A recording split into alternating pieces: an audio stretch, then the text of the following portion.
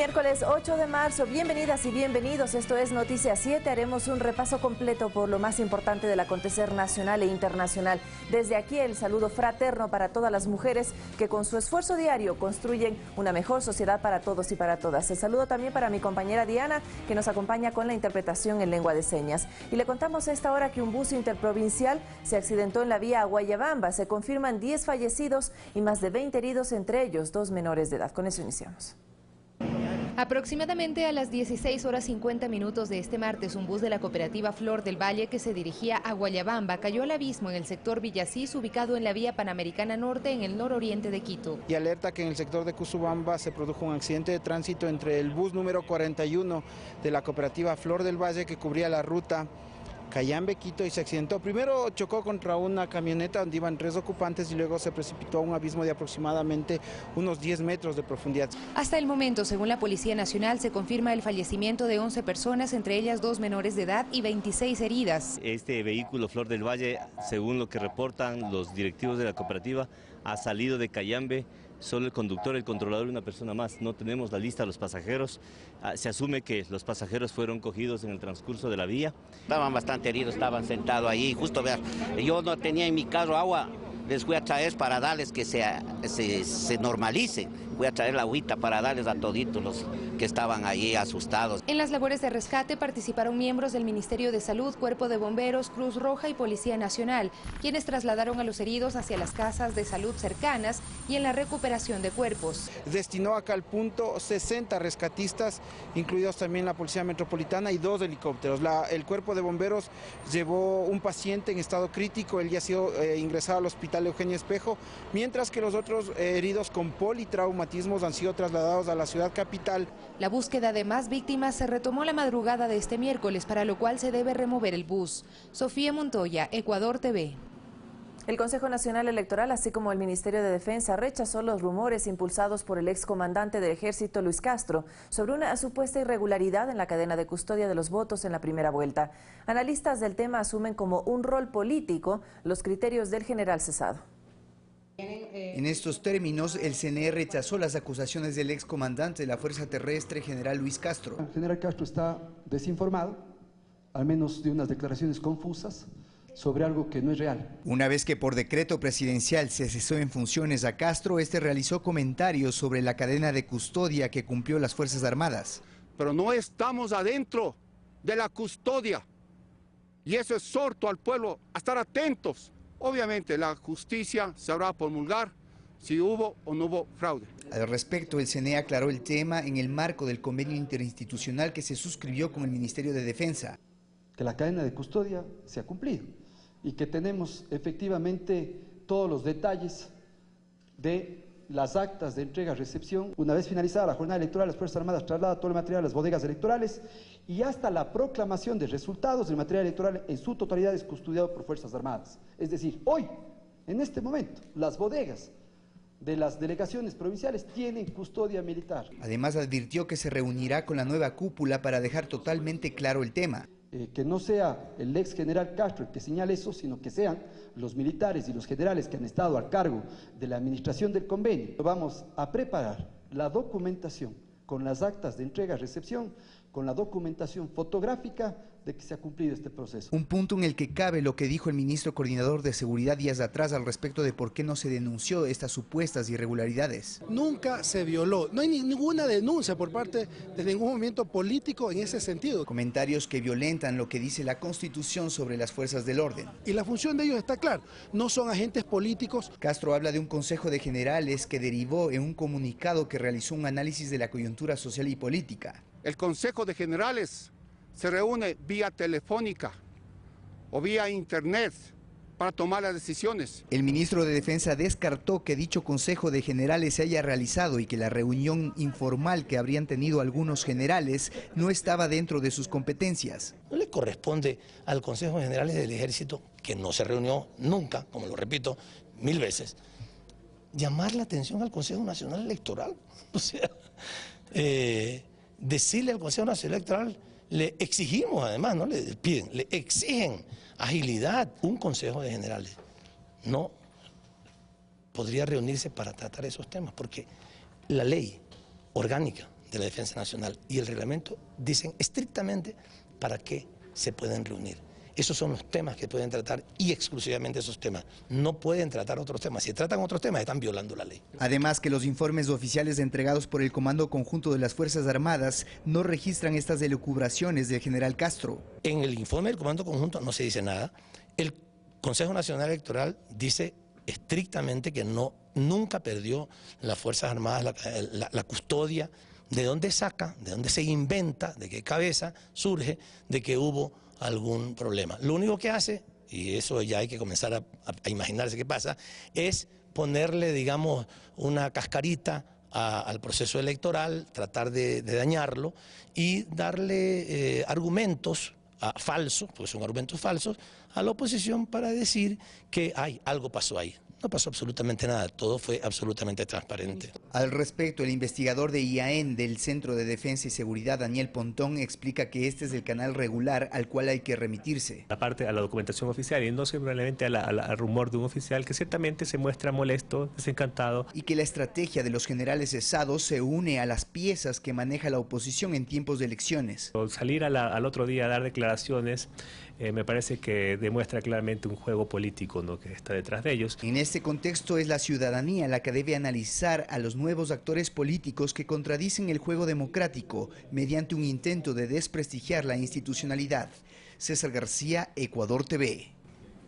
Para el Consejo Nacional Electoral, las Fuerzas Armadas encargadas de la cadena de custodia del material electoral en el proceso de elecciones cumplieron a cabalidad. Conozcamos cuáles fueron los pasos seguidos. El acompañamiento de las Fuerzas Armadas en el proceso de elecciones no solo fue el día de las votaciones, sino en varias etapas. Así, por ejemplo, las Fuerzas Armadas finalmente negocian con el CNE cuál va a ser su participación. Y esto es financiado y pagado por el CNE, ¿no? Las papeletas y los documentos electorales se imprimieron en el Instituto Geográfico Militar, IGM, bajo la custodia del personal de las Fuerzas Armadas. El transporte de este material desde el IGM a la empresa integradora Mongar, que tuvo su sede en Semexpo, contó con la custodia permanente del personal militar.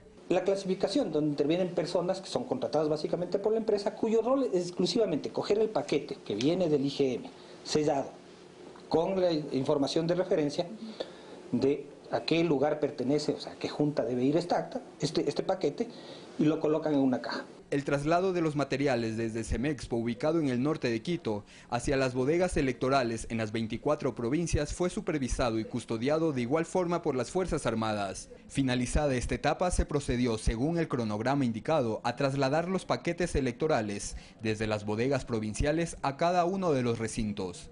Los militares también estuvieron encargados de este proceso. Durante el día de las votaciones, el material electoral contó con la protección del personal militar asignado a cada junta receptora del voto. Una vez finalizada la jornada, Fuerzas Armadas trasladó todo el material a las bodegas electorales, bodegas que también estuvieron bajo la custodia militar. Según el CNE, hasta la proclamación de resultados, el material electoral en su totalidad es custodiado por los militares. En el caso que se realice un reconteo, las Fuerzas Armadas es la entidad responsable de custodiar el paquete electoral. Rodrigo Galvez, Ecuador TV.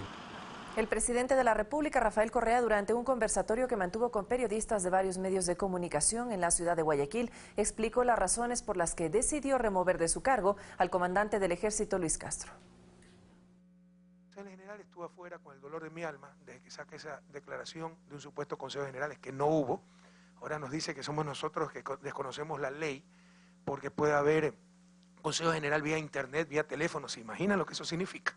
¿Se imaginan lo que eso significa? ¿No? No hubo tal Consejo General, pero así lo hubiese.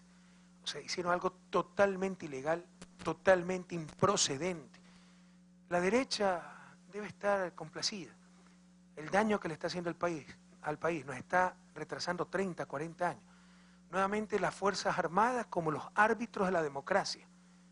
Ellos no tienen esas atribuciones constitucionales. Ellos no pueden pasarse al mando civil y dirigirse directamente al pueblo ecuatoriano. Por eso el año pasado, al inicio, tuvimos que destituir también al Comando Conjunto. Esta vez, fíjese que ha actuado el comandante del Ejército. Nadie lo ha respaldado, ni el comandante de la Armada, ni el comandante de la FAE, ni el jefe del Comando Conjunto. Porque estaban totalmente equivocados. Se estaban haciendo eco de la payasada de la derecha, del supuesto fraude, ¿no? Y que se estaba dividiendo el país, no se estaba respetando la voluntad popular, y son ellos los garantes de la voluntad popular. Ellos no son garantes de eso.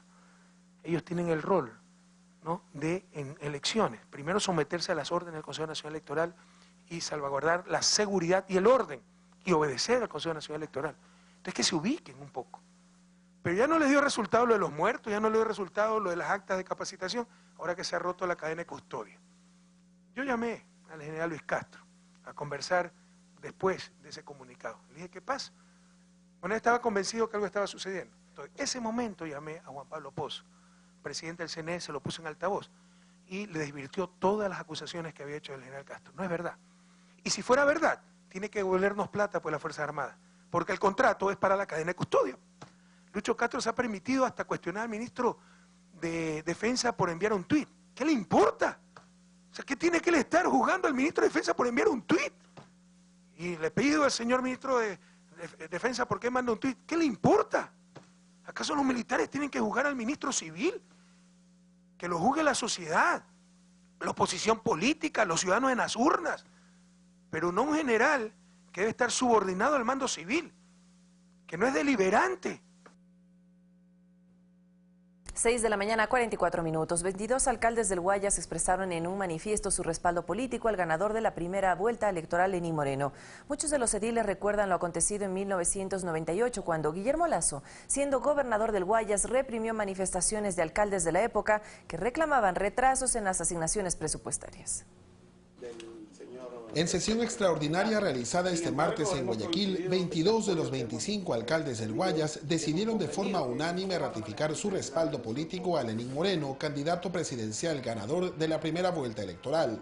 A criterio de los ediles, el actual gobierno liderado por Rafael Correa garantizó en estos 10 años las asignaciones presupuestarias a sus municipios. Esto pese a las condiciones económicas que en los últimos meses debió enfrentar el Ecuador para superar factores externos. ¿Y por qué apoyamos a Lenín Moreno? Precisamente por todo ese apoyo que hemos tenido y hemos convenido a través de proyectos diferentes, a través de proyectos del MIES, proyecto de erradicación del trabajo infantil, proyecto de personas con discapacidad y proyecto también de adultos mayores. Consideran nada conveniente para el futuro del país la candidatura del banquero derechista Guillermo Lasso, pues cuando fue gobernador del Guayas en 1998 reprimió mediante el uso de la fuerza pública las diversas manifestaciones de alcaldes de la provincia que consecutivamente marcharon en Guayaquil para reclamar al gobierno de Yamil Maguad el pago de 6 meses de atraso por concepto de asignaciones municipales.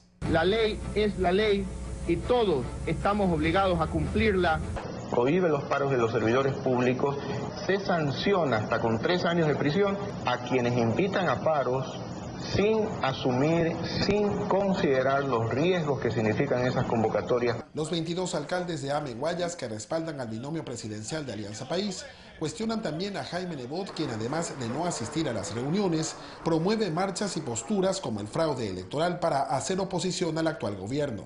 Nosotros hemos peleado contra lo que significa el socialismo del siglo XXI desde el año 2007. No permitiremos que actos contrarios a derecho perturben la paz de cada uno de nuestros gobiernos autónomos descentralizados y del país. Los alcaldes reconocen el apoyo recibido de instituciones estatales como el Banco de Desarrollo, que entre el 2007 y 2015 concedió cerca de 4.845 millones de dólares en créditos para financiar proyectos de municipios y prefecturas. Esto a diferencia del periodo 1998 al 2006, cuando dichos créditos otorgados apenas alcanzaron los 974 millones de dólares. César Eduarte, Ecuador TV. Hoy cientos de trabajadores participarán de una marcha pacífica por el Día de la Mujer y en rechazo al feriado bancario ocurrido hace 18 años. Así lo dio a conocer la Central Unitaria de Trabajadores CUT.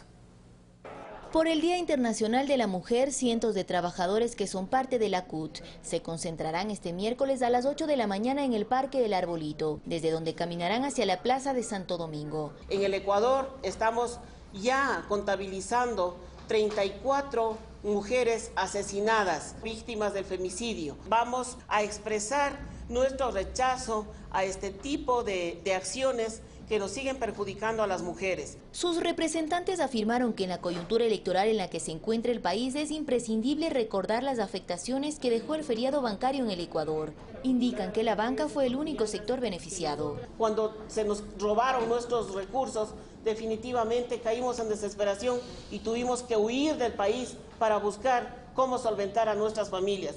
Ya no lloramos, ya no nos quejamos. Ahora con el trabajo, con la unidad del artesano ecuatoriano, procuraremos sensibilizar. Destacaron los logros obtenidos en el actual gobierno en la reivindicación de los derechos de las mujeres, aunque manifestaron que la lucha continúa. En este contexto ratificaron su apoyo a los candidatos de Alianza País para la segunda vuelta. Apoyamos con decisión el binomio Lenín Moreno y Jorge Glass. Estamos seguros que venceremos porque existe un pueblo consciente que reconoce su liderazgo y la gestión histórica de la Revolución Ciudadana. La CUT representa a más de 650.000 trabajadores en el país. Olga Velasco, Ecuador TV. La Confederación de Pueblos y Organizaciones Indígenas y Campesinas del Ecuador, FEI, entre otras organizaciones sociales, reiteraron su respaldo a la candidatura presidencial del movimiento Alianza País. Son 5 organizaciones que decidieron ratificar su apoyo a la candidatura de Lenín Moreno y Jorge Glass. La Confederación de Pueblos y Organizaciones Indígenas y Campesinas del Ecuador así lo anunció, sobre todo porque creen que será posible fortalecer los procesos que beneficien a los sectores que representan. Y que deben profundizar las leyes a la práctica, la ley de tierras, la ley de aguas, la ley de soberanía alimentaria, fundamentalmente la construcción de la soberanía alimentaria como un nuevo modelo de desarrollo humano, justo y equitativo, pero desde los pequeños y medianos agricultores. Y porque además consideran que el compromiso de fomentar la agricultura familiar, la agroecología, entre otros aspectos, que permitan desarrollar una matriz productiva agraria, están más allá de una candidatura. La organización indígena no nace para defender posiciones individuales, personales, grupales, sino efectivamente es el movimiento indígena como la FEI nace para defender los grandes intereses del movimiento indígena, del movimiento campesino y de los sectores más excluidos en este país. Sin embargo, sostienen que la candidatura de Creo, con Guillermo Lasso y Andrés Páez, se muestra contraria a sus aspiraciones.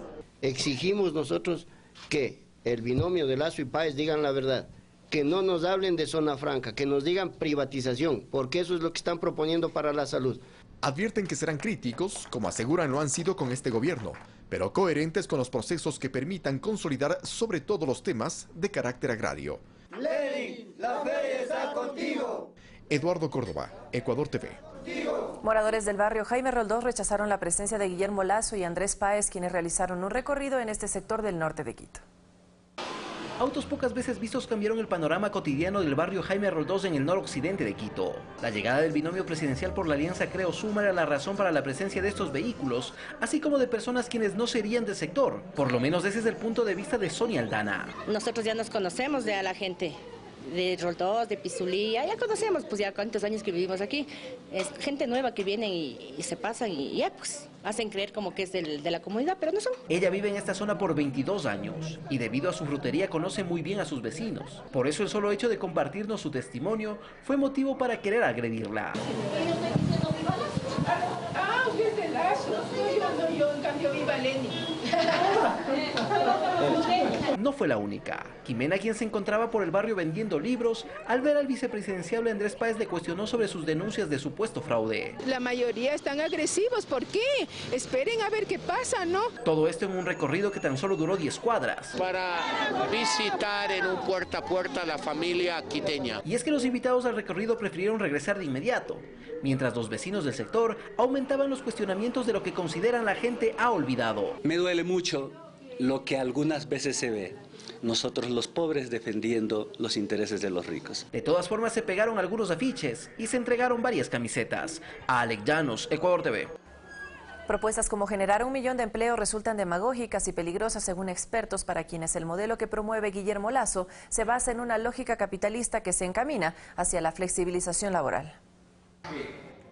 La propuesta estrella de Guillermo Lasso para captar votos es la generación de 1 millón de empleos en 4 años, aunque para el economista Carlos de la Torre aún no se ha dicho cómo se logrará. No ha hecho alusión a cómo va a impulsar de manera efectiva y concreta la producción. Al contrario, nos habla del recorte de al menos 13 impuestos.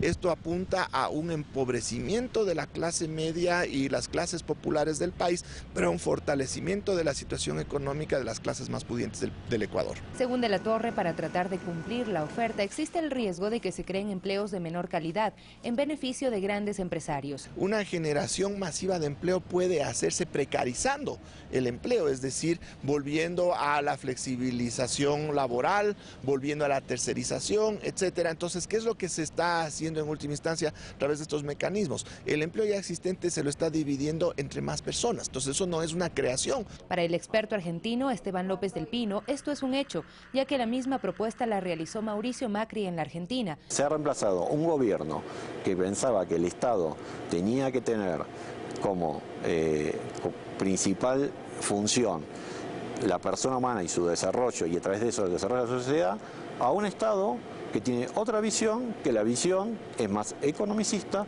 y que la visión economicista lo que quiere es mayor rentabilidad. De hecho, en la Argentina, hasta el momento, en vez de crear el 1 millón de empleos ofrecidos, ha sucedido lo contrario. Y según el experto, los que se creen en adelante responderán a la lógica de la oferta y la demanda. Es decir, se pagará menos a los trabajadores. ¿Cómo se hace para bajar salarios?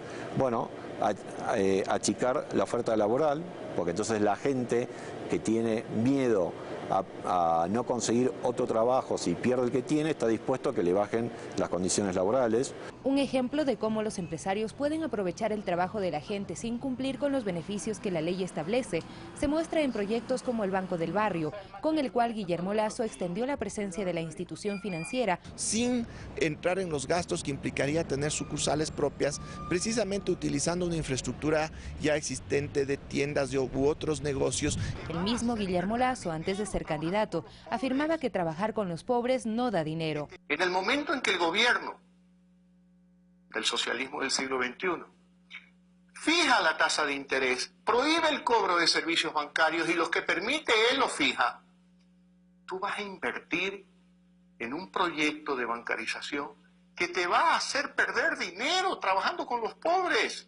Pero contrario a esta afirmación de Lasso, las ganancias del Banco de Guayaquil fueron muy altas y la de los tenderos mínimas. Sofía Montoya, Ecuador TV.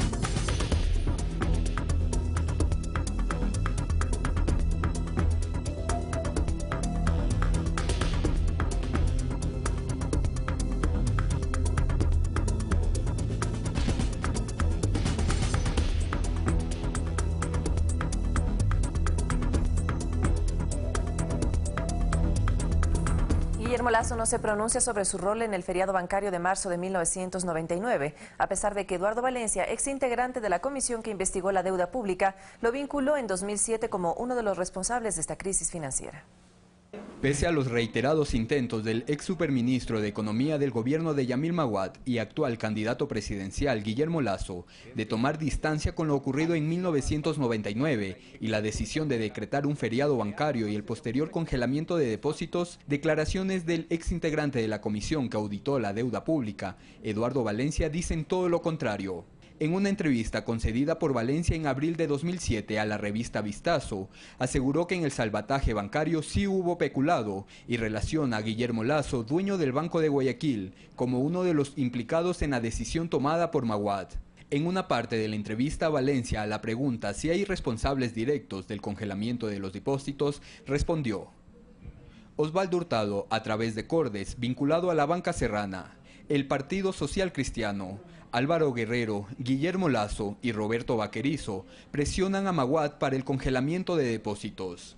Para Eduardo Valencia en 2007 era difícil precisar la cantidad que significó el congelamiento, pero aseguraba que fue ilegal y que algunos banqueros se quedaron con el dinero de los depositantes algunos meses, ganando intereses, invirtiéndolo, otorgando préstamos y negociando certificados de depósitos reprogramados. En otra publicación de la fecha, esta vez del diario Hoy, se señala a Guillermo Lasso como un cercano asesor del expresidente Yamil Maguad y con quien éste consulta las principales decisiones en materia bancaria, financiera e incluso políticas. El feriado bancario fue decretado por Yamil Maguad el 8 de marzo de 1999 y según la publicación del diario Hoy, durante los duros días de marzo, Lasso permaneció más tiempo en Quito junto al presidente que en Guayaquil. Ecuador TV en reiteradas ocasiones ha intentado consultarle al candidato a la presidencia por la alianza Creo Suma, Guillermo Lasso, sobre estas vinculaciones con el feriado bancario y esta ha sido su respuesta. Lo invito a consultar mi cuenta de Twitter, @LassoGuillermo, y ahí usted va a encontrar las respuestas a todas sus inquietudes. Ecuador TV está a la espera de la confirmación de una entrevista personal solicitada a Guillermo Lasso a través de su equipo de comunicación. Rodrigo Galvez, Ecuador TV.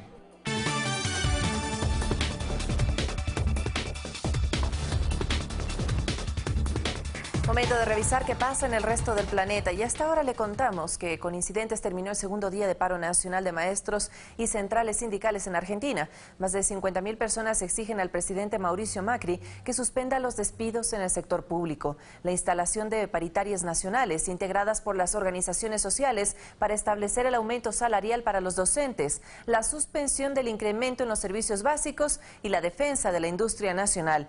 La movilización se registró en horas de la tarde con el anuncio de un nuevo paro nacional en todos los sectores. Sin embargo, la falta de una fecha provocó violentos enfrentamientos. Se estima que esta huelga se realizará entre finales de marzo e inicios del mes de abril. Y ante decenas de simpatizantes, la expresidenta de Argentina, Cristina Fernández, acudió a los tribunales federales de Comodoro, donde compareció por el caso de los sauces y un supuesto lavado de dinero y asociación ilícita. La exmandataria presentó un escrito en el que pidió su sobreseimiento en el expediente que siguen las autoridades en su contra y la de sus hijos. Además, denunció una vez más ser víctima de persecución por el gobierno de Mauricio Macri. El gobierno de Perú llamó a consultas a su embajador en Venezuela luego de que la canciller de ese país, Delcy Rodríguez, calificara al presidente peruano Pedro Pablo Kuczynski como un perro del imperio por las declaraciones que realizó sobre la crisis de Venezuela durante su visita al presidente Donald Trump en la Casa Blanca.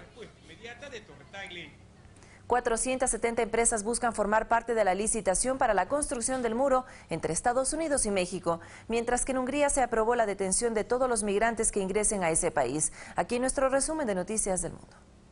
La Procuraduría de Perú solicitó al fiscal de la Nación que inicie una investigación preliminar contra el presidente Pedro Pablo Kuczynski por supuestas operaciones sospechosas y por aportes de la empresa Odebrecht Latinvest Perú a favor de la empresa Latin America Enterprise, la cual estaría vinculada al jefe de Estado. Por su parte, Pedro Pablo Kuczynski negó estas acusaciones.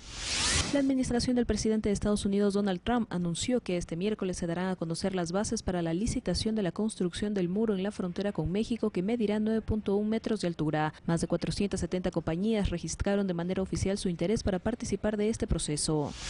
El Parlamento de Hungría aprobó por mayoría la detención sistemática de todos los migrantes que entraron al país, una medida que fue suprimida en 2013 bajo presiones de la Unión Europea y de la Agencia de las Naciones Unidas para los Refugiados. En tanto, el Tribunal de Justicia de la Unión Europea dictaminó que los Estados miembros están en su derecho de negar el visado humanitario a aquellas personas que deseen viajar a su territorio con intención de solicitar el asilo.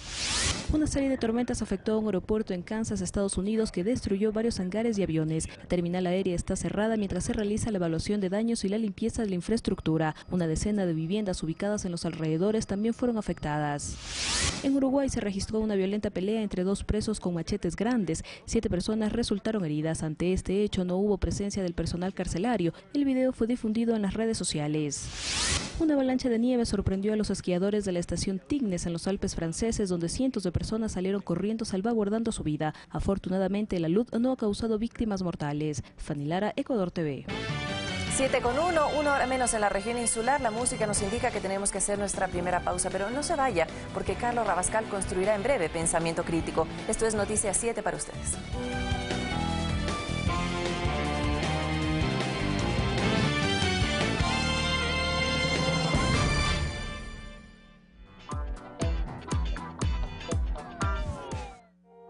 Matilde Hidalgo nació en Loja en 1889, en una época complicada para ellas, porque no tenían los mismos derechos que los hombres. Sin embargo, fue la primera ecuatoriana en lograr un doctorado en medicina y la primera mujer en sufragar en Sudamérica. Mujer tenía que ser. Somos una institución donde la disciplina, el honor, la lealtad, el valor, la decisión, el coraje de velar por la seguridad e integridad de nuestra patria y su gente nos impulsa cada día a entregar lo mejor de nosotros. El Ejército Ecuatoriano te invita a formar parte de una generación de soldados victoriosos. Ingresa y regístrate en www.ejercitoecuatoriano.mil.es.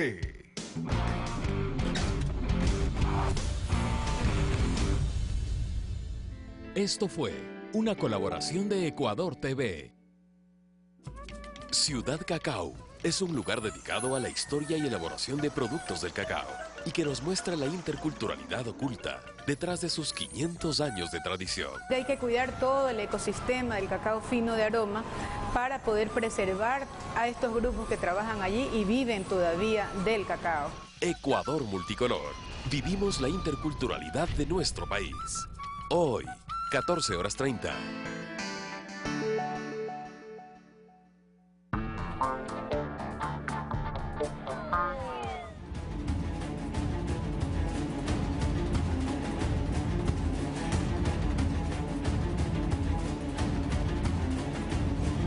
Bienvenidos amigos televidentes, esto es Pensamiento Crítico, soy Carlos Rabascal y estamos 8 de marzo, gracias por la sintonía y por la sintonía del día de ayer y los mensajes por Pulso Político de ayer martes 7 de marzo. El día de hoy tendremos a doña Luisa Maldonado, concejala de Quito por el Movimiento Alianza País, y a Nata Liceli, ex ministra coordinadora de la producción, con quien vamos a hablar sobre el tema de la mujer y sobre el tema de la participación de la mujer en procesos de innovación como herramienta fundamental para generar encadenamiento productivo y cadenas de valor. Y por cierto, por el Día Internacional de la Mujer, a todas las mujeres del Ecuador, de Latinoamérica, el Caribe y del mundo, muchas, pero muchas felicitaciones. Y la mejor manera de honrar a la mujer es eliminando las desigualdades y las inequidades y erradicando la violencia de género, pero sobre todo dándoles espacios de oportunidad para el desarrollo de ellas.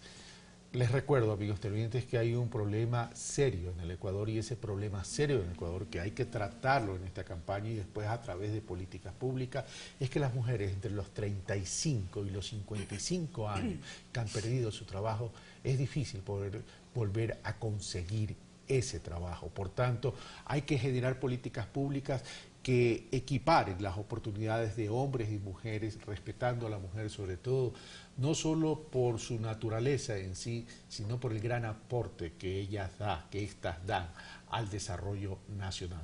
Mis respetos y mi homenaje a ustedes, madres, mujeres, ciudadanas. Luisa Maldonado, muy amable por haber aceptado la invitación. Bueno, a propósito que ayer se trató en el tema del Consejo Municipal, el Consejo Cantonal, tema taurino, por cierto, a Alianza País le fue bien en la provincia de Pichincha y le fue bien en Quito. ¿Se pudiera decir, para parafrasear o utilizar una hipérbole en relación a lo sucedido ayer en el Consejo, rabo y orejas? Bueno, muchísimas gracias por la invitación y gracias por ese saludo. Efectivamente, yo creo que uno de los logros más importantes de este último tiempo del proceso de la Revolución Ciudadana es que estamos aquí las mujeres, junto a ustedes, dando este aporte y gobernando también esta patria. Las mujeres, ante todo, lo que promovemos son nuestros derechos, junto a esos derechos, esas libertades que necesariamente están atadas a las responsabilidades. Ayer en el Consejo lo que se pudo vivir es intolerancia, violencia y una atadura al pasado, sobre todo cuando no se respalda un proceso que tiene que vivir nuestra sociedad, una evolución que tiene que vivir nuestra sociedad al erradicar la violencia, y en este caso a través justamente de los espectáculos taurinos, que lo que prefieren es la muerte y la tortura del animal. O sea, lamentablemente la iniciativa taurina, que además hay que aplaudir porque es una iniciativa ciudadana, única en la historia, que cumplieron con todo lo de la ley. Los concejales de Alianza País votamos a favor de la iniciativa, pero una mayoría en el Consejo no les favoreció. A favor de la iniciativa que ciudadana. A favor de la iniciativa ciudadana, ¿qué significa? Que significa justamente entrar en un proceso cultural de erradicar la violencia a la hora del espectáculo taurino. Es decir, no a la muerte del toro. No a la muerte del toro, no a la violencia. Antes, yo digo, hace 3 siglos, la gente disfrutaba de este espectáculo de la matanza entre seres humanos. Hoy nos asustamos. Mañana, sin duda, nuestros hijos, nuestros nietos se asustarán que esta sociedad disfrutaba de la tortura de un animal como para decir, eso es lo que nos gustaba, esa era nuestra recreación. Qué grave, ¿no? Entonces, el llamado a la sociedad es que vivamos este proceso de transformación cultural, de evolución como seres humanos, ¿no? De erradicar la violencia. Ahora, usted, Luisa, me habla de un proceso, y ese proceso me habla con participación ciudadana. Quito y Pichincha para Alianza País fue ingrato en el 2014, en términos de resultados, me refiero, ¿verdad? Quito. Quito, fundamentalmente. Hoy se revierte el tema. ¿Producto de qué? Bueno, Quito siempre ha sido y será ese ejemplo de lucha por la libertad, ¿no? De esta lucha por la reivindicación de los mejores derechos de los ciudadanos, del país en general, ¿no? Efectivamente, el 2014 tuvimos un revés en Quito, pero no en la provincia, porque recuerde usted que la prefectura ganamos ampliamente. Hoy tenemos que agradecer infinitamente la confianza y el respaldo de toda Pichincha, ¿no? Nosotros en los resultados últimos hemos ganado todo.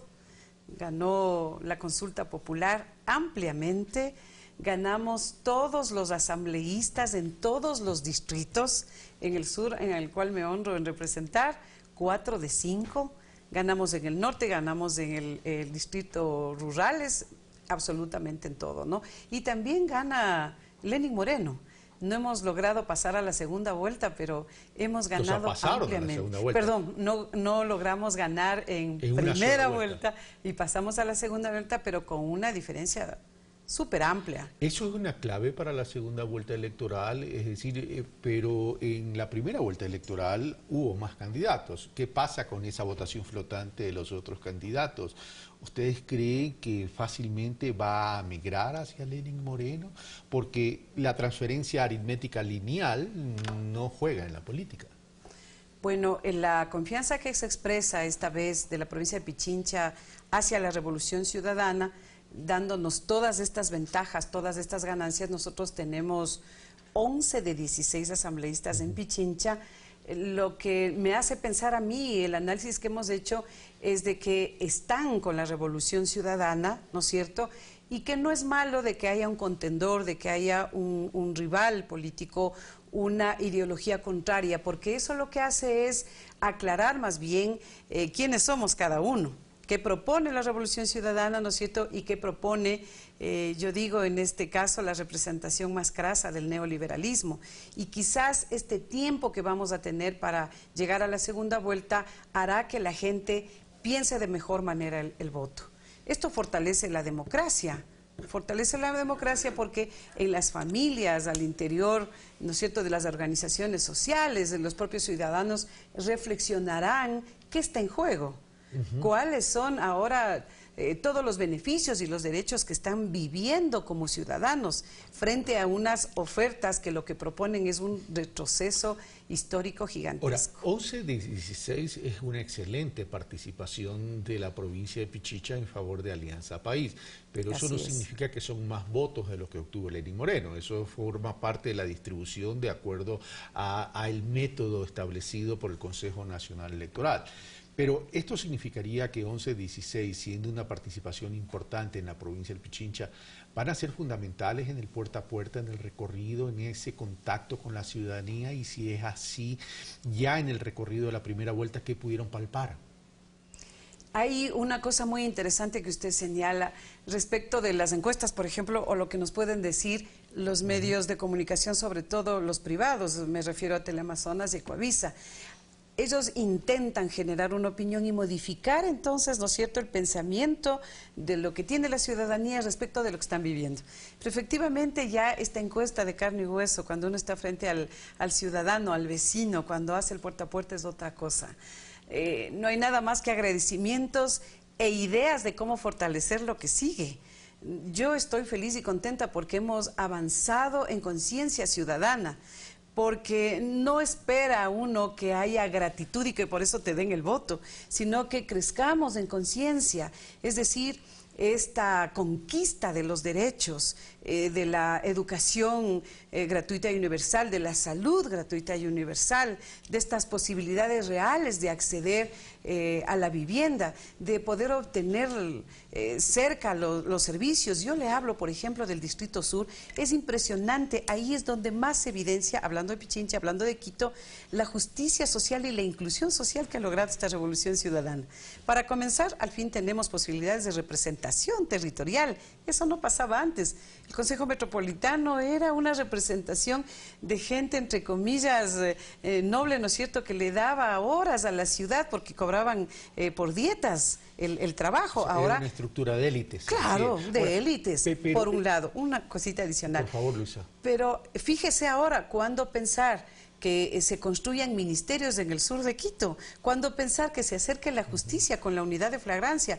¿Cuándo pensar que colegios famosos como el Mejía, el 24 de mayo, estén en nuestro sector y etcétera, etcétera, etcétera? ¿El Distrito Sur es la fortaleza entonces, Alianza País? Es la fortaleza, es el bastión.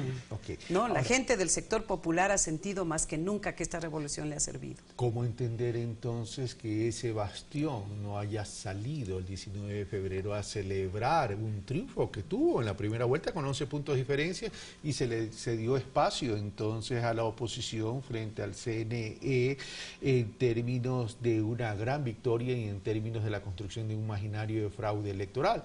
¿Estamos frente a un conflicto entre el voto popular y el voto de la clase media? Primero hay que precisar bien, ¿no? El alcalde de Quito, cuando da su rueda de prensa, le miente a la ciudad, le miente al país, le miente al mundo, cuando dice que Quito está caotizado justamente el 19 de febrero, cuando apenas eran las 6 de diciembre y Voz Mediano, máximo estarían unas 4.000 gentes, además atendidos por el municipio de Quito, gritando ahí que se den a conocer ese mismo instante los resultados electorales, cuando nosotros estábamos festejando en el sur de la ciudad, a donde no llegan los medios de comunicación. Ese es el problema. En las asambleas nosotros hemos analizado lo siguiente.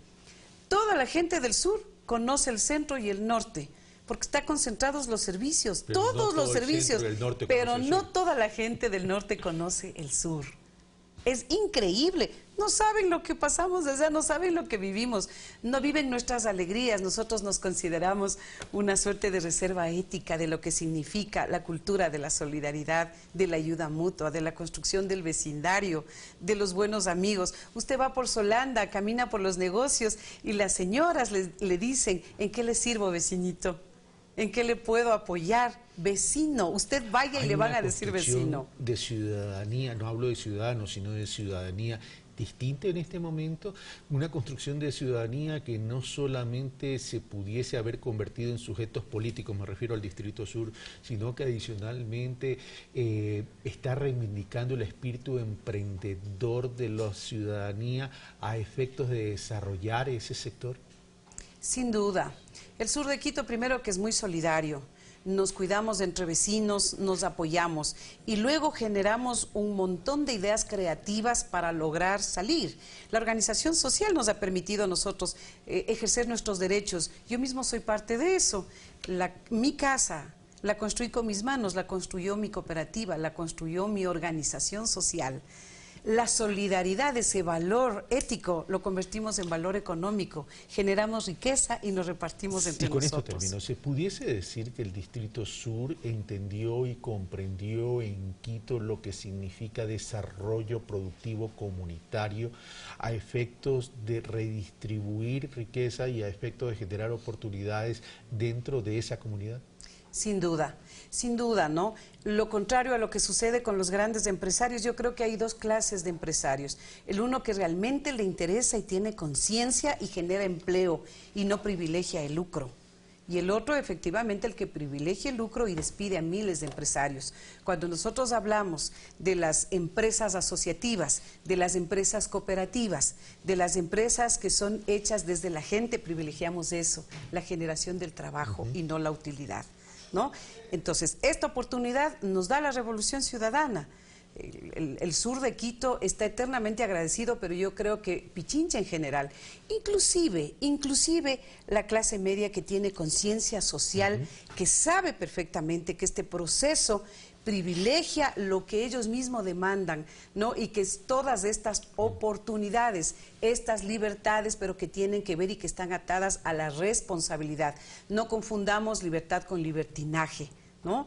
Nosotros tenemos que seguir construyendo este Quito maravilloso, esta provincia que además es eminentemente política, pero a partir del ejercicio de nuestros derechos, pero también de nuestras responsabilidades. Pero ¿cómo articular en Quito? Estamos hablando de Quito. Usted representa a Quito como concejal. Así es, ¿verdad? a todo ¿Cómo el distrito. articular el distrito sur con el resto de los distritos y la articulación y la convivencia y el tejido social entre las distintas capas o estratos socioeconómicos? Porque a eso tenemos que llegar. Así es. Porque hoy en día sí se nota que hay un nivel producto de la campaña o producto de la política, producto de la confrontación, un nivel de intolerancia o de violencia en relación a lo que cada uno pueda pensar en términos de ideología o en términos de simpatías o antipatías en el tema electoral. Ese es el llamado a una ciudadanía que sí sabe, a una ciudadanía quiteña que sí sabe lo que es la solidaridad y la inclusión. Ventajosamente en Quito no hay tanta brecha entre ricos y pobres.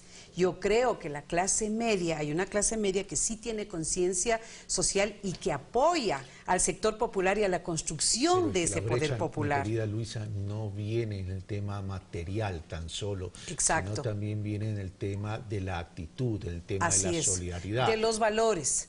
Entonces, ¿cómo logramos esa inclusión? Por eso es que nos gusta muchísimo y defendemos el proceso de la revolución, porque justamente el discurso, en este caso, de nuestro candidato Lenín Moreno, tiene que ver con eso. Él habla de la mano extendida, él habla de la profundización de la democracia, él habla del diálogo con todos, él habla de construir esta patria con absolutamente todos y todas. Luisa Maldonado, muchas gracias. Feliz Día de la Mujer, ¿no? Los derechos humanos sin los derechos de las mujeres no son humanos, derechos de trabajo, derechos políticos, económicos. Y en derechos de trabajo no solamente es tener trabajo.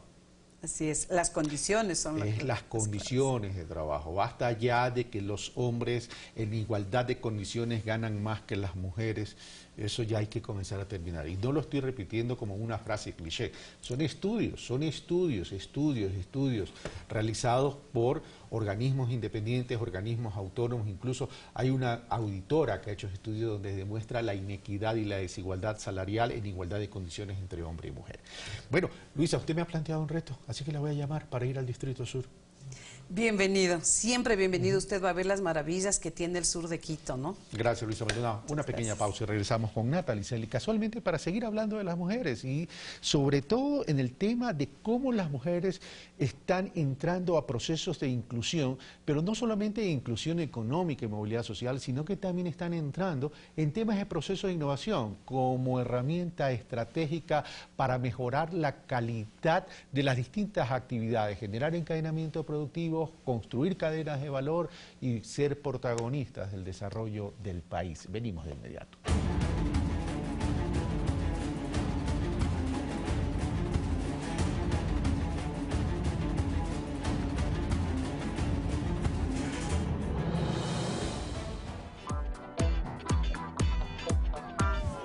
Año terrible, 1999. Si no es plata que me he encontrado en la calle ni nadie me ha regalado, señor. Tuvimos alrededor de 16 bancos que se convirtieron en bancos rateros. Conoce la historia del mayor robo al bolsillo de los ecuatorianos. Los banqueros, cuando estaban abiertos, se concedieron autopréstamos a empresas de su propiedad. No hay ninguna posibilidad, ninguna idea de que ese feriado pueda producirse.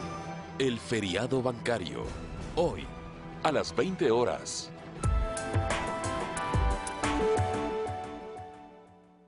es como un gran amor. Sabes que jamás podrías abandonarlo. Toda una vida juntos y seguirán juntos muchos años más. Porque eso que sientes por tu equipo no puede parar. Eso que sientes por el fútbol, nadie te lo puede quitar. Porque vivimos y respiramos fútbol. Te traemos el campeonato nacional por las señales de CNT TV al mejor precio. Contrata tu plan CNT TV y vive el campeonato nacional desde $9.99 más impuestos. Mi equipo, aquí te quiero ver en CNT TV.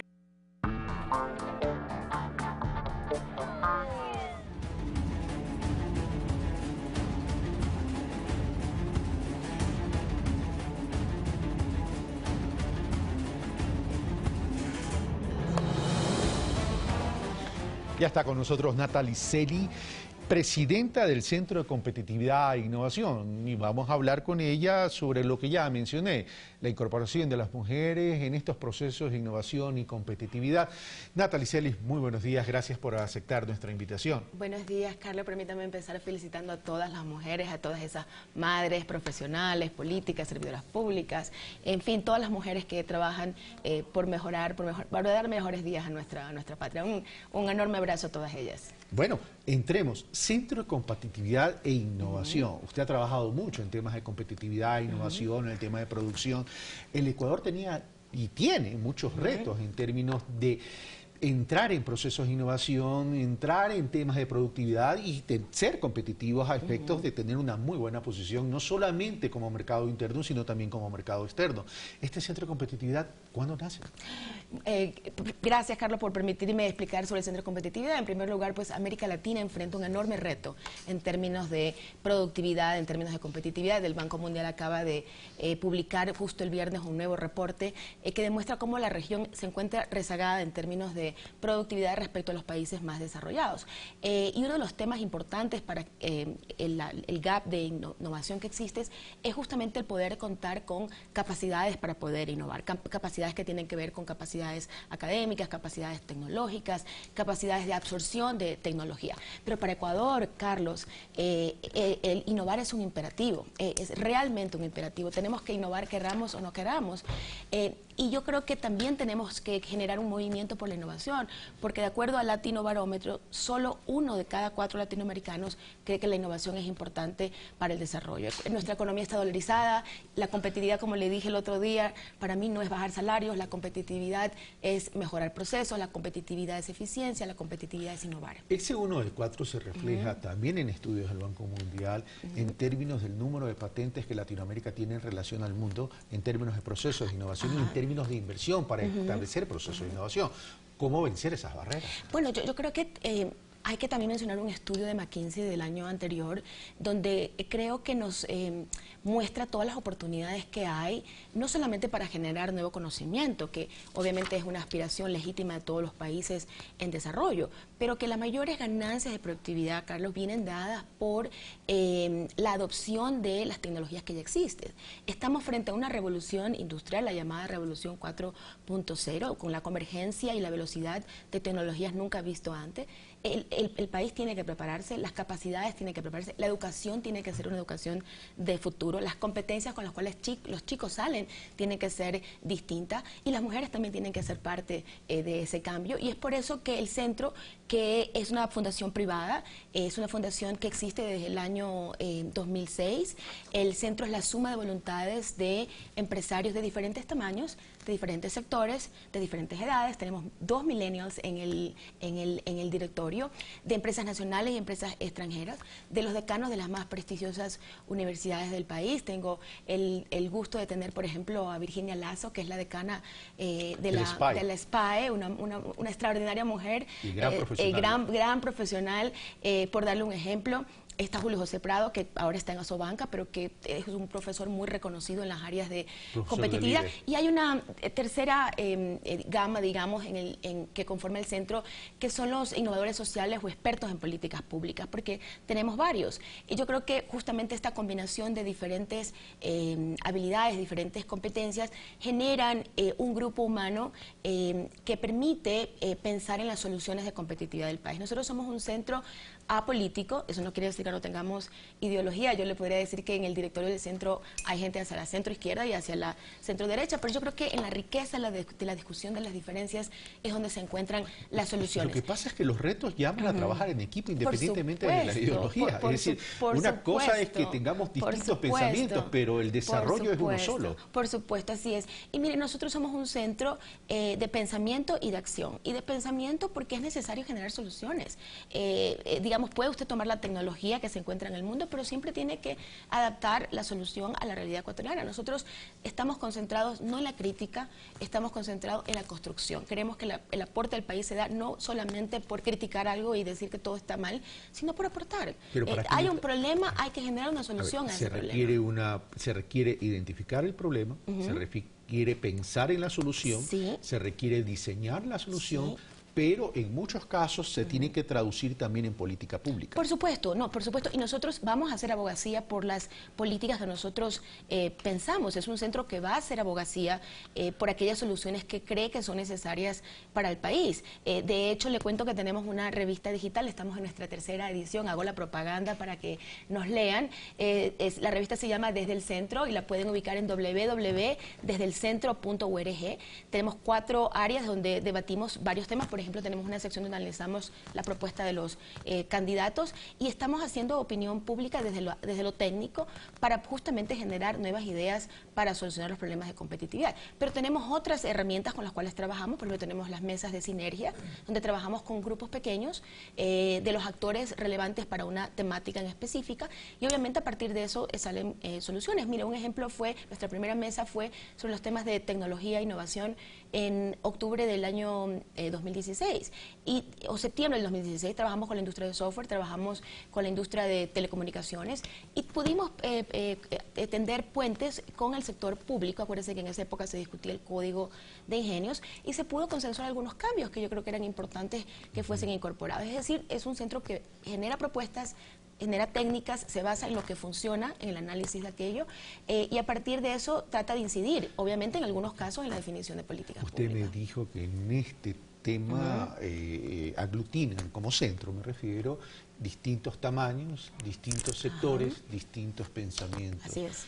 Pero la mujer juega un papel importante. Correcto. Y la mujer juega un papel importante, y a propósito del día de hoy, en el desarrollo nacional. El desarrollo nacional no solamente tiene que ver con lo material, tiene que ver con una dimensión mucho más amplia, pero ustedes hoy lanzan el primer concurso de mujeres innovadoras. Sí, Carlos. ¿Y por qué? ¿Por qué estamos trabajando específicamente en el segmento de la mujer? Y es porque, como usted conoce, yo he trabajado muchísimo promoviendo el emprendimiento y la innovación a lo largo de los últimos 10 o 15 años de mi vida profesional.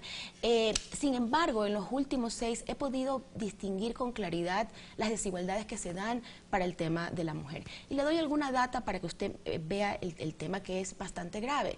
Yo creo que en el tema de acceso a financiamiento, en el tema de microfinanzas, es bastante bueno.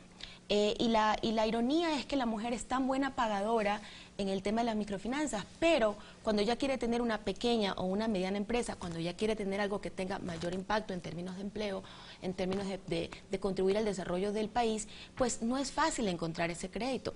En Latinoamérica pasa lo mismo. 70 de 100, 70 empresas de mujeres no pueden conseguir el financiamiento, es decir, solo 30 logran conseguir algún tipo de financiamiento. En Ecuador esos 15, apenas 15 de cada 100 mujeres en el país pueden acceder a crédito para tener una pequeña o una mediana empresa. Y nosotros vamos a luchar por cambiar esa realidad. ¿Y cómo lo vamos a hacer? Este programa tiene 4 componentes. Uno, el Premio Nacional, que es un concurso para que las mujeres puedan presentar sus proyectos de innovación, empresariales, pero también sociales. La innovación social también es importante. Yo sostengo que las mujeres cuando, y más vale me inspiré en una profesora de Babson que dice que cuando a las mujeres se le dan la oportunidad de hacer cosas grandes, sea en lo social o sea en lo empresarial, el impacto para la sociedad es muchísimo mayor. Y yo estoy totalmente convencida de aquello también, y por eso creo que le debemos dar a las mujeres herramientas e instrumentos a través de que el premio es para poder tomar estas propuestas, de las cuales tendremos 50 semifinalistas. Las 50 semifinalistas recibirán talleres de capacitación en competencias de innovación, competencias digitales, competencias para exportar, competencias gerenciales, y tendrán un mentor que uno a uno le ayudará a mejorar su propuesta, sea de negocios o su propuesta de innovación social, para que pueda ir al concurso final.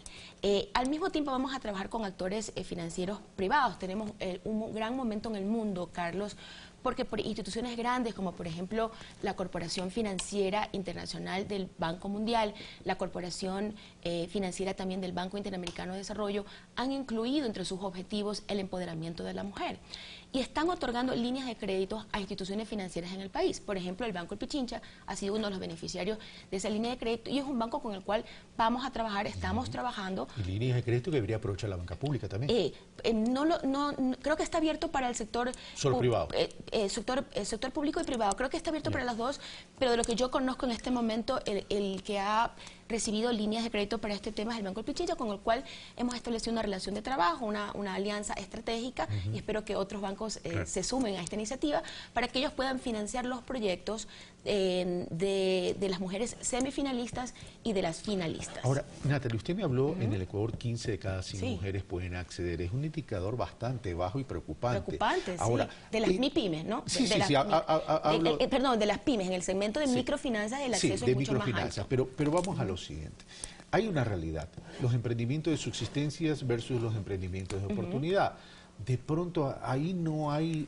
Está focalizada la brecha por un lado y por otro lado cómo generar espíritu de asociatividad para desarrollar comunidades productivas de mujeres. Muy bien, su pregunta es muy interesante, Carlos, me permite explicar algo. Toda la acción pública está centrada en los emprendimientos de subsistencia y existe mucho financiamiento internacional para todo el tema del segmento de microcrédito. Emprendimiento de subsistencia, usted pasa luego al tema de microcrédito. Ese segmento hay muchos instrumentos y proveedores de financiamiento. Eso no significa que no haya espacio para mejorar. El problema es el salto. El problema es el salto. Ese es el problema. Y es costoso apoyar a las mujeres que quieren hacer ese salto, porque tienen que tener esas capacidades, tienen que tener esas conexiones, tienen que tener apoyo, pero apoyo de uno a uno, para que realmente puedan... es un acompañamiento personalizado.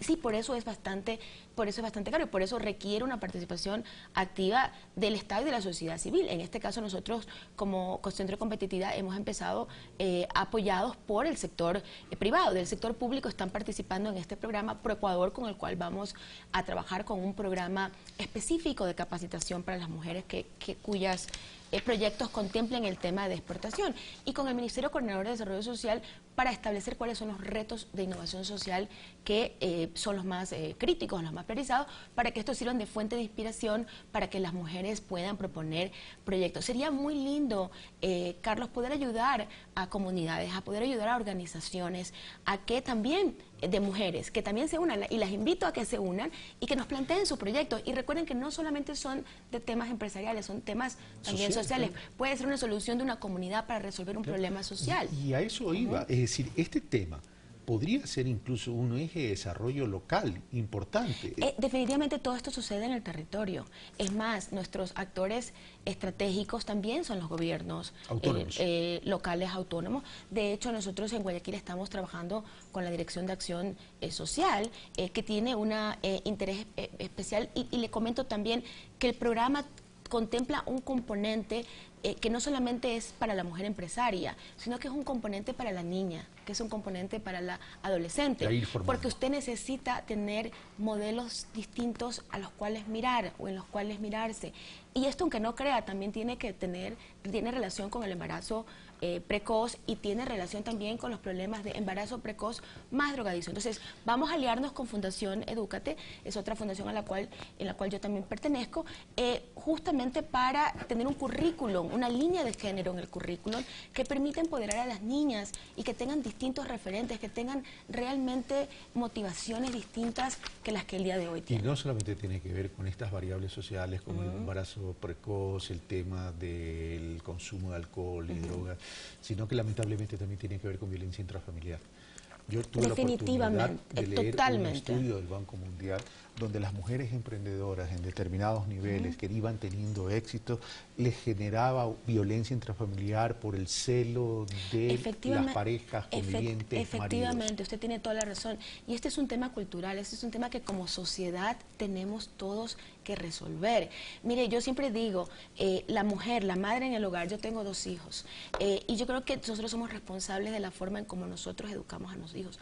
La madre tiene el poder de hacer un hijo machista o no machista, de enseñarle desde chico la igualdad, de enseñarle que en la vida tiene que buscar una compañera, alguien que le acompañe a lo largo de la vida. Y yo creo que esto es fundamental. Yo veo como hay madres que a veces hacen diferencia. Esta es la comida para el hijo, la mejor, la presa más grande. Y no, tú puedes comer esto. Son temas, detalles, Carlos, pero por ahí se empieza.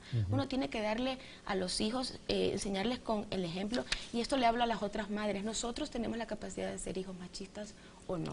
Y tenemos también la capacidad también de ayudar a otras mujeres que sufren lamentablemente todavía el día de hoy el tema de la violencia y del machismo en sus diversas formas en el país. Natalie Celis, presidenta del Centro de Competitividad e Innovación, a propósito del lanzamiento del primer concurso de mujeres innovadoras, muchas gracias. A ti, Carlos. ¿Dónde va a ser el propósito?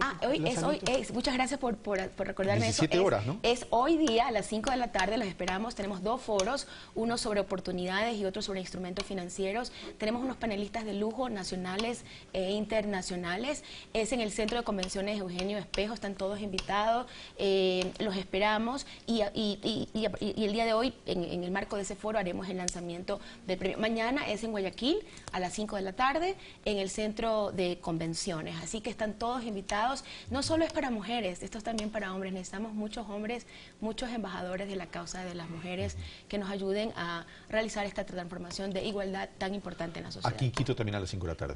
A las 5 de la tarde, Okay. sí, efectivamente. Natalie, Muchas gracias. Muchas gracias. Bueno, nosotros hemos terminado por el de hoy. De nuevo, mi reiteración y mi felicitación a las mujeres ecuatorianas, latinoamericanas, caribeñas y del mundo entero. Un fuerte abrazo. Esto fue Pensamiento Crítico. Soy Carlos Rabascal.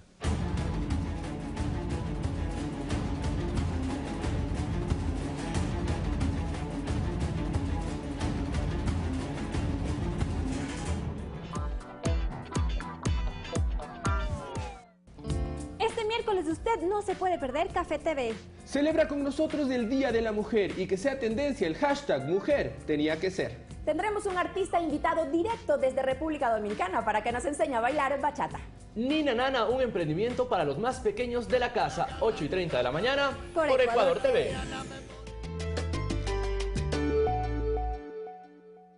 Es como un gran amor. Sabes que jamás podrías abandonarlo. Toda una vida juntos y seguirán juntos muchos años más. Porque eso que sientes por tu equipo no puede parar. Eso que sientes por el fútbol, nadie te lo puede quitar. Porque vivimos y respiramos fútbol. Te traemos el campeonato nacional por las señales de CNT TV al mejor precio. Contrata tu plan CNT TV y vive el campeonato nacional desde $9.99 más impuestos. Mi equipo, aquí te quiero ver. En CNT TV.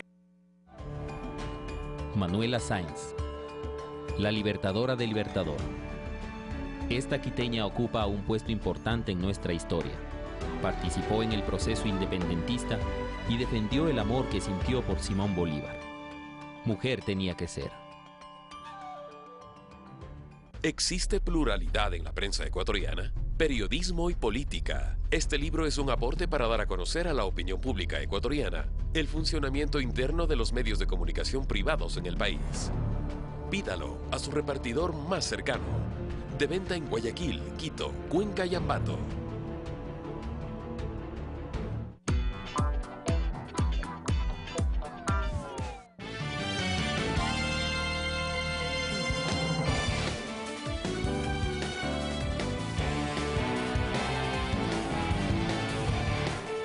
Gracias por seguir en nuestra sintonía. Le contamos hasta ahora que un bus interprovincial se accidentó en la vía Guayabamba. Se confirman 10 personas fallecidas y más de 20 heridos, entre ellos 2 menores de edad. Aproximadamente a las 16:50 de este martes, un bus de la cooperativa Flor del Valle que se dirigía a Guayabamba cayó al abismo en el sector Villasís, ubicado en la vía Panamericana Norte, en el nororiente de Quito. Y alerta que en el sector de Cusubamba se produjo un accidente de tránsito entre el bus número 41 de la cooperativa Flor del Valle, que cubría la ruta Cayambe, Quito, y se accidentó. Primero chocó contra una camioneta donde iban 3 ocupantes y luego se precipitó a un abismo de aproximadamente unos 10 metros de profundidad. Hasta el momento, según la Policía Nacional, se confirma el fallecimiento de 11 personas, entre ellas 2 menores de edad y 26 heridas. Este vehículo Flor del Valle, según lo que reportan los directivos de la cooperativa, ha salido de Cayambe. Solo el conductor, el controlador y una persona más. No tenemos la lista de los pasajeros. Se asume que los pasajeros fueron cogidos en el transcurso de la vía. Estaban bastante heridos, estaban sentados ahí. Justo, vean, yo no tenía en mi carro agua. Les voy a traer para darles que se normalicen. Voy a traer la agüita para darles a toditos los que estaban ahí asustados. En las labores de rescate participaron miembros del Ministerio de Salud, Cuerpo de Bomberos, Cruz Roja y Policía Nacional, quienes trasladaron a los heridos hacia las casas de salud cercanas y en la recuperación de cuerpos. Destinó acá al punto 60 rescatistas, incluidos también la Policía Metropolitana y 2 helicópteros. El Cuerpo de Bomberos llevó un paciente en estado crítico, él ya ha sido ingresado al Hospital Eugenio Espejo, mientras que los otros heridos con politraumatismos han sido trasladados a la ciudad capital. La búsqueda de más víctimas se retomó la madrugada de este miércoles, para lo cual se debe remover el bus. Sofía Montoya, Ecuador TV. En Guayaquil, 2 personas fallecieron y 5 viviendas resultaron afectadas debido a las fuertes lluvias que provocaron, además, severas inundaciones en distintos puntos de la urbe. Conforme avanzan los días del mes de marzo, aumenta también la intensidad de las precipitaciones. La más fuerte se registró la tarde y noche de este lunes, cuando Guayaquil soportó una fuerte lluvia que provocó inundaciones en calles y barrios. Sí, desafortunadamente esta lluvia ha provocado suspensión en la circulación del tráfico. Ya tengo más de 1 hora aquí, no puedo salir. ¿Ya de cuántas horas tengo del puente para acá? El peor escenario se registró en el callejón Rumiñahui del Cerro del Carmen, centro de la ciudad. Un hombre de 60 años de edad perdió la vida como consecuencia de un deslizamiento de tierra. Se lleva toda la pared de la cocina, todo el baño, todo se queda ya aplastado con la tierra. De paso, viene mi cuñado y se infarta y fallece. Como se rompió esa tubería, ya el agua se me ha estado metiendo todos estos días acá. Mire que por acá también ha inundado esto de agua, ¿ve? Y atrás viene el agua, todo eso se resume de arriba. El Servicio Integrado de Seguridad ECO 911 reportó inundaciones en sectores como Flor de Bastión, Monte Sinaí, Colinas de la Florida y El Fortín al norte de la urbe. En algunas calles, los agentes de la Autoridad de Tránsito Municipal detectaron anomalías provocadas incluso por los propios transeúntes. Un grupo de jóvenes comenzaron a tapar alcantarillas. Cuando llegaron nuestros agentes a verificar la novedad, pues salieron en precipitada carrera, dejándonos el problema. Los pronósticos del Instituto Nacional de Meteorología e Hidrología, INAMI, dan cuenta de mayores episodios de nubosidad y presencia de tormentas eléctricas para los próximos días. Bueno, esto se debe ya parte a la irregularidad que marca la época lluviosa. Ya tenemos que estar acostumbrados a estos eventos puntuales extremos, producto ya de factores que convergen. César Eduarte, Ecuador TV. Con un llamado a la ciudadanía a defender lo logrado en materia de educación pública durante estos 10 años, el presidente Rafael Correa constató los avances en la repotenciación de 2 planteles educativos situados en el suburbio oeste de Guayaquil. El presidente Correa inició recorriendo la obra de repotenciación del Colegio Técnico Febres Cordero, que para abril de este año contará con biblioteca, áreas deportivas y laboratorios. Pero falta mucho por hacer. El próximo gobierno tiene que continuar con esto y no podemos permitir que nos regresen al pasado, privatizándonos la educación, privatizándonos la salud, privatizándonos la educación pública. El primer mandatario hizo una visita sorpresa al Hospital Abel Gilbert Pontón, conocido también como el Hospital Guayaquil, para posteriormente constatar el avance en la construcción del 7º tramo de 11 que tendrá el Parque Lineal Estero Las Ranas. La obra total tiene una extensión de 42 kilómetros de áreas verdes y recreativas para los ciudadanos que habitan en sectores como la Isla Trinitaria, Cristo del Consuelo, entre otras, y cuya ejecución contempla recuperar el estero salado. En años no han hecho nada la municipalidad aquí en este sector y Correa lo ha venido a hacer. Y se le agradece mucho porque en verdad necesitábamos parque, recreación para nuestros niños. A la fecha tenemos un 65% de avance en la obra, el costo es cerca de 2.8 millones de dólares, este es el gasto público que los pelucones no quieren que hagamos. Claro, solo el gasto público es bueno para sus salvatajes bancarios, para sus securitizaciones, pero no para los pobres. Eso a otros con esos cuentos, compañeros. Seguiremos invirtiendo, sobre todo para los más pobres. Cerca de ese lugar se levanta la unidad educativa del Milenio Francisco de Orellana, donde destacó los avances logrados en los últimos 10 años en materia de educación. Antes se tenía que pagar una contribución voluntaria, entre comillas, pero la madre de familia tenía que escoger qué hijo mandar a la escuela, porque le cobraban $25 por hijo. Y si tenía 3 hijos no tenía los $75.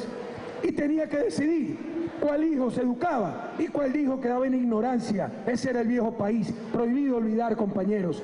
Correa detalló que para el nuevo año lectivo de la costa estarán listas 400 nuevas escuelas y que hasta 2018 habrá 34 nuevos institutos técnicos. Jocelyn de Mera, Ecuador TV. La repotenciación de silos de maíz y la entrega de créditos para la producción agrícola por parte del gobierno son liderados por el vicepresidente de la República, Jorge Glass, en la provincia de Los Ríos. El afectuoso recibimiento al segundo mandatario en el recinto Aguas Frías fue de parte de los agricultores de 13 organizaciones beneficiarias directas de la repotenciación de 43 silos de secado de maíz, los mismos que permiten transferir el poder del mercado a los campesinos. Lo único que garantiza el precio justo es la propia capacidad de los campesinos de acopiar, de secar, de limpiar su maíz y de venderlo al precio justo. Así como nosotros fuimos ayudados y beneficiarios con nuestra vivienda, nuestros compañeros también van a seguir adelante. Gracias a este presidente y esperemos que lo siga con este apoyo hacia el agricultor.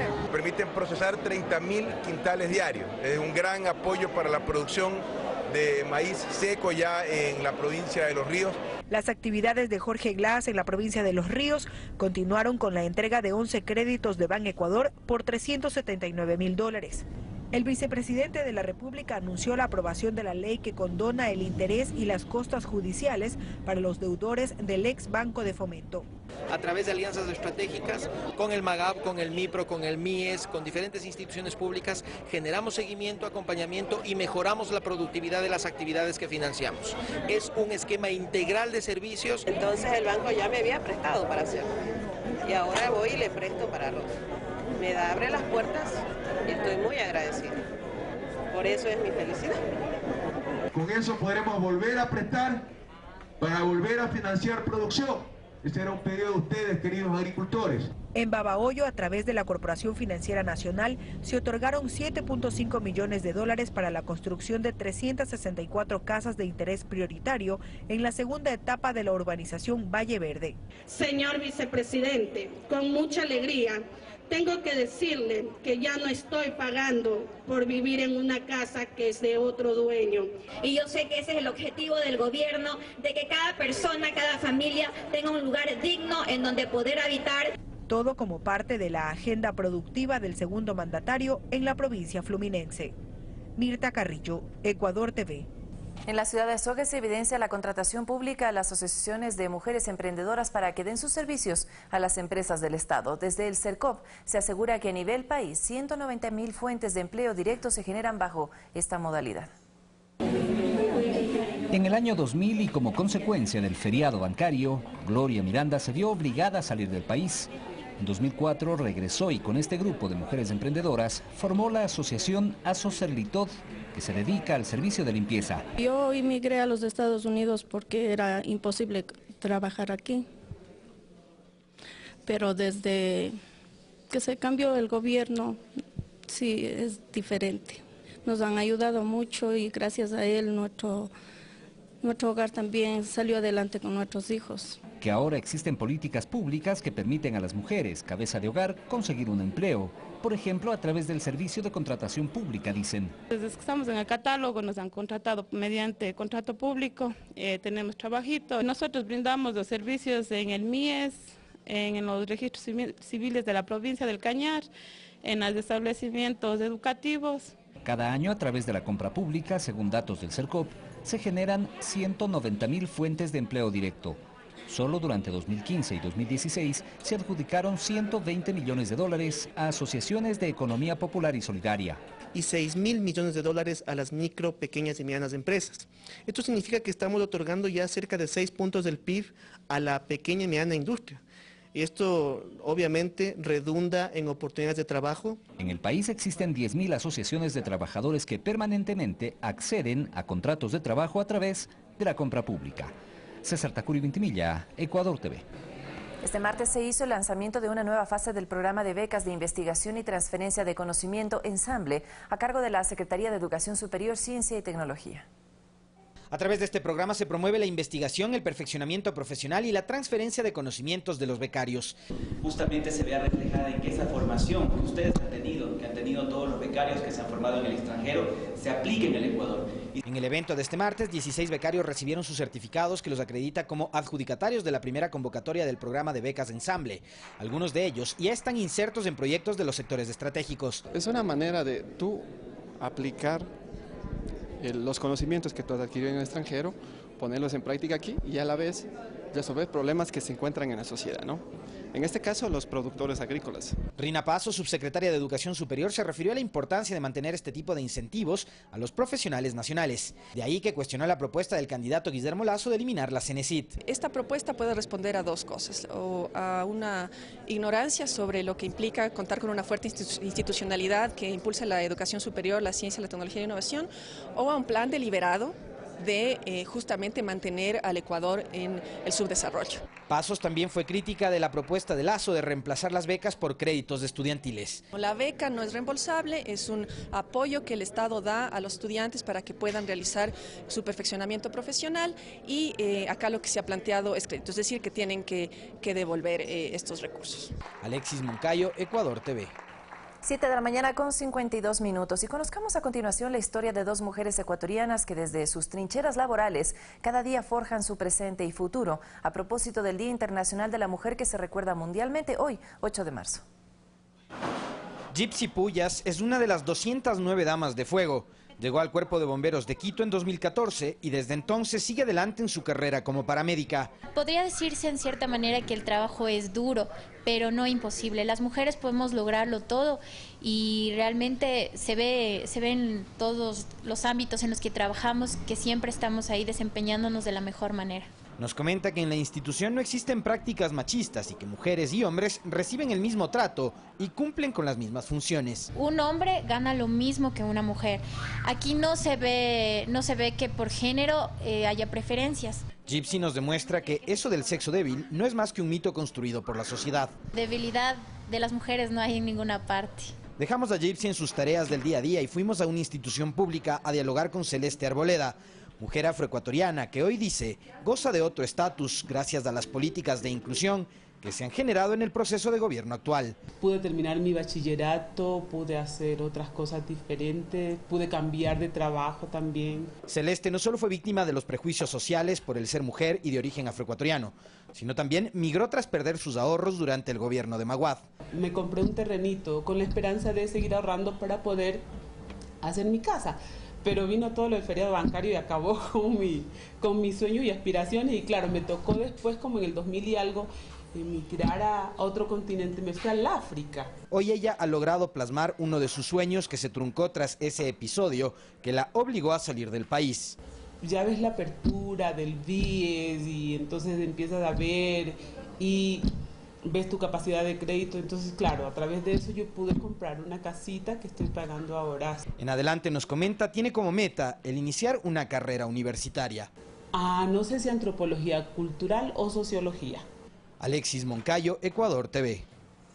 El abrazo cariñoso para todas las mujeres trabajadoras de nuestro país en su día. Y vamos a revisar otros temas antes de concluir este espacio. Periodismo y política cuando se rompen las reglas. Es un libro de Fernando Casado y otra autora también, Rebeca Sánchez, que ofrece aportes para conocer el funcionamiento de los medios de comunicación privados en el Ecuador. Es un trabajo que ofrece un breve recorrido por las estructuras de los medios de comunicación ecuatorianos para comprobar cómo históricamente ha habido una supremacía del sector privado con fines de lucro sobre el resto. Centrándonos básicamente en la concentración de medios en 12 familias y 8 grupos económicos emparentados entre sí, incluso con vínculos sanguíneos y políticos. Una segunda parte del libro muestra el comportamiento de los medios, en muchas ocasiones, como actores políticos, al punto de apoyar a candidatos determinados y sus perjudiciales consecuencias al derecho de la población de recibir una información rigurosa, contrastada y veraz. No utilizamos esos disfraces que normalmente los medios de comunicación utilizan, como es la neutralidad, como es la imparcialidad, como es la independencia, y de ahí es importante desmontar algunos mitos, desmontar algunos fetiches que muchas veces han sido inculcados y han sido presentados como sentido común cuando son meras falacias. Los testimonios de distintos periodistas y actores de la sociedad civil, respaldados en organizaciones que se acreditan como defensores de la libertad de prensa, son recogidos en la investigación, a través del formato de reportaje periodístico, y describe las ambivalencias entre el trabajo del periodista y la militancia política. Entonces, el problema no es que lo hagas, el problema es que no lo reconozcas, el problema es que te quieras poner un disfraz y una careta tratando de mentir a la opinión pública. Y ese es el gran problema y es lo que tratamos de desnudar en este libro. Es un libro político, pero no significa que no sea académico. Incluso esas investigaciones que se presentan como objetivas e imparciales también están manifestando una postura política, aunque no lo digan. El gerente editorial de los medios públicos del Ecuador participó en la presentación del libro. Destacó la responsabilidad periodística de la que debe hacerse cargo cada profesional de la comunicación, así como el medio desde donde se lo dice. Hacemos cargo de lo que decimos, es otra de las responsabilidades que el periodismo debe de tener, hacerse cargo de lo que dice. Eduardo Córdoba, Ecuador TV.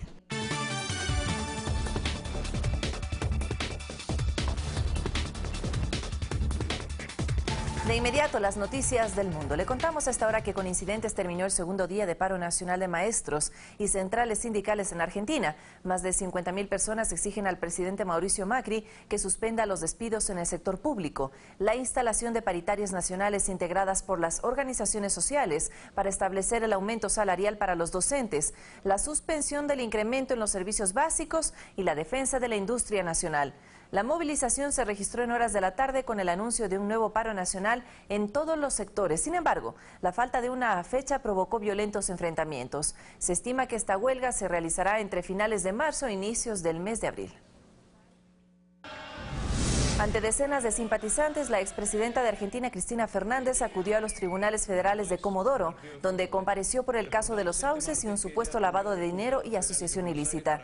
La exmandataria presentó un escrito en el que se pidió su sobreseimiento en el expediente que se siguen las autoridades en su contra y la de sus hijos. Además, denunció una vez más ser víctimas de persecución por el gobierno de Mauricio Macri.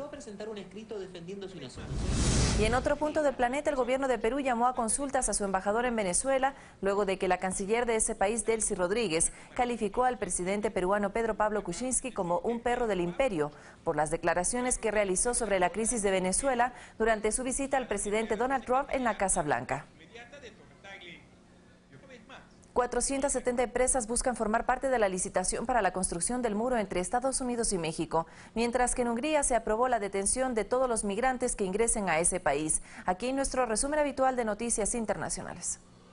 La Procuraduría de Perú solicitó al fiscal de la Nación que inicie una investigación preliminar contra el presidente Pedro Pablo Kuczynski por supuestas operaciones sospechosas y por aportes de la empresa Odebrecht Latinvest Perú a favor de la empresa Latin America Enterprise, la cual estaría vinculada al jefe de Estado. Por su parte, Pedro Pablo Kuczynski negó estas acusaciones. La administración del presidente de Estados Unidos, Donald Trump, anunció que este miércoles se darán a conocer las bases para la licitación de la construcción del muro en la frontera con México, que medirá 9.1 metros de altura. Más de 470 compañías registraron de manera oficial su interés para participar de este proceso. El Parlamento de Hungría aprobó por mayoría la detención sistemática de todos los migrantes que entraron al país, una medida que fue suprimida en 2013 bajo presiones de la Unión Europea y de la Agencia de las Naciones Unidas para los Refugiados. En tanto, el Tribunal de Justicia de la Unión Europea dictaminó que los Estados miembros están en su derecho de negar el visado humanitario a aquellas personas que deseen viajar a su territorio con intención de solicitar el asilo. Una serie de tormentas afectó a un aeropuerto en Kansas, Estados Unidos, que destruyó varios hangares y aviones. La terminal aérea está cerrada mientras se realiza la evaluación de daños y la limpieza de la infraestructura. Una decena de viviendas ubicadas en los alrededores también fueron afectadas. En Uruguay se registró una violenta pelea entre dos presos con machetes grandes. 7 personas resultaron heridas. Ante este hecho no hubo presencia del personal carcelario. El video fue difundido en las redes sociales. Una avalancha de nieve sorprendió a los esquiadores de la estación Tignes en los Alpes franceses, donde cientos de personas salieron corriendo salvaguardando su vida. Afortunadamente, la luz no ha causado víctimas mortales. Fanny Lara, Ecuador TV. 8 en punto de la mañana, tenemos que despedirnos. En el ámbito nacional e internacional es todo, pero le contamos qué pasa en nuestras localidades, en nuestras provincias, porque Noticias 7 también está en la comunidad. Ya volvemos con más. Esto es Noticias 7, gracias como siempre por su preferencia.